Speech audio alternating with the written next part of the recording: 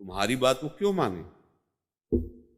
तुम अपने गुरु की बात मानते हो, तुम भगवान की बात मानते हो?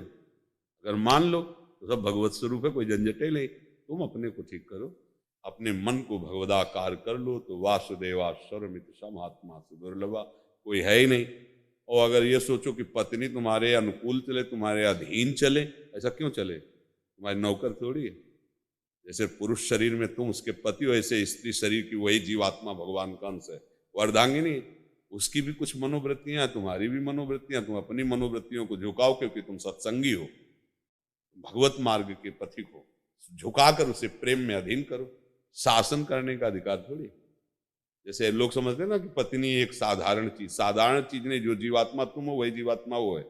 वो स्त्री शरीर में, तुम पुरुष शरीर में, और दोनों एक मित्र बन करके भगवत सलाह लेकर चलो मार्ग में।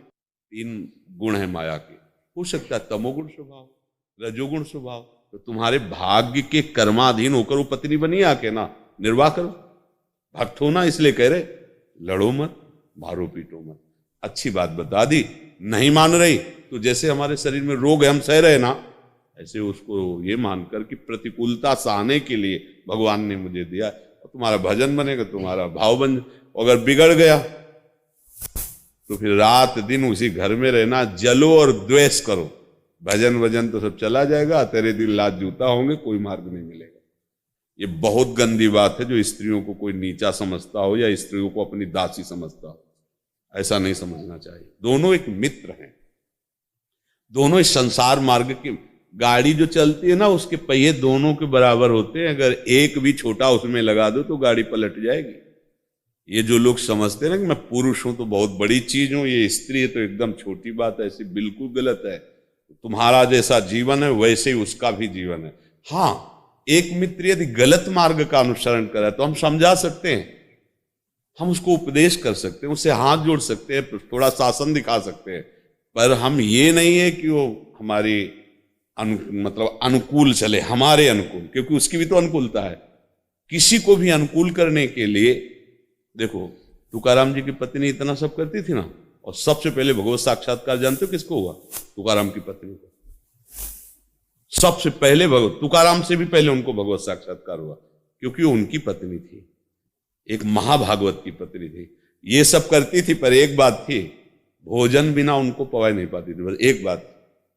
तो कुछ भोजन लेकर के जा रही थी तो बड़ा कांटा को, पहले तो कहीं भी तुकाराम जी बैठकर भजन करते तो ढूंढती रहती थी। एक दिन काम थक गई ढूंढते ढूंढते, किधर जब मन आता चले जाते हो, मैं कैसे जानूं? तो उनका चौराहे में जाके कान लगाना, जिधर की भूमि से विट्ठल विट्ठल आवाज उधर चली आना, वहीं मैं बैठा मिलूंगा। कैसा नाम जापक महापुरुष है कि भूमि बोलती, जिधर से चरण गए ना वहां की भूमि बोलती विट्ठल विट्ठल। तो उधर जा रही थी तो पहाड़ में बैठे हो भजन कर रहे थे, तो इतना बड़ा बमूल का कांटा, अब चला न जाए, बड़ा कष्ट।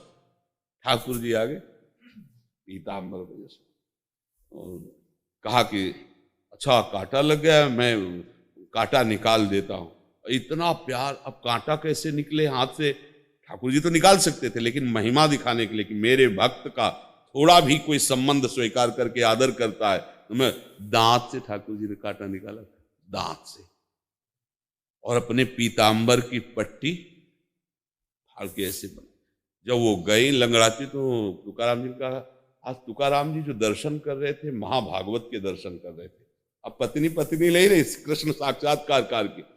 तो उन्होंने कहा कि आज विशेष आनंद मिल रहा आपके, आप लंगड़ा कैसे रहे? तो उनका कांटा लग गया। फिर बोले एक आया था सांवला सांवला था, और वो ऐसे तुकाराम जी के आंसुओं की झड़ी लग गई। प्रभु प्रभु कितने कृपाल। तो उन्होंने बताया दांत से कांटा नहीं। तो और आप भजन करो, आप भक्ति में डूबो, तो आपके संबंध से उसका स्वभाव क्या, उसका जीवन परिवर्तन हो जाएगा। अब द्वेष नहीं करना अपने शरीर। मान लो हमारी किडनी फेल है, अब क्या करें? सह रहे ना, डायलिसिस अभी थोड़ी देर बाद जाएंगे, भोगना है ना। मान लो कि हमारा कोई प्रारब्ध कर्म है, उसी की बुद्धि में बैठ के भोगवा रहा है, नहीं अभी वो बुद्धि अनुकूल हो जाए, समझना, जो हमारे प्रतिकूल अभी अनुकूल हो जाए तो अभी तुम उसके राग में बंध जाओगे। ठाकुर जी बड़े कृपालु, राग में ना बंधो, भजन में आगे बढ़ो और अपना भोग भोग लो जो तुम्हारे कर्मों का बसान।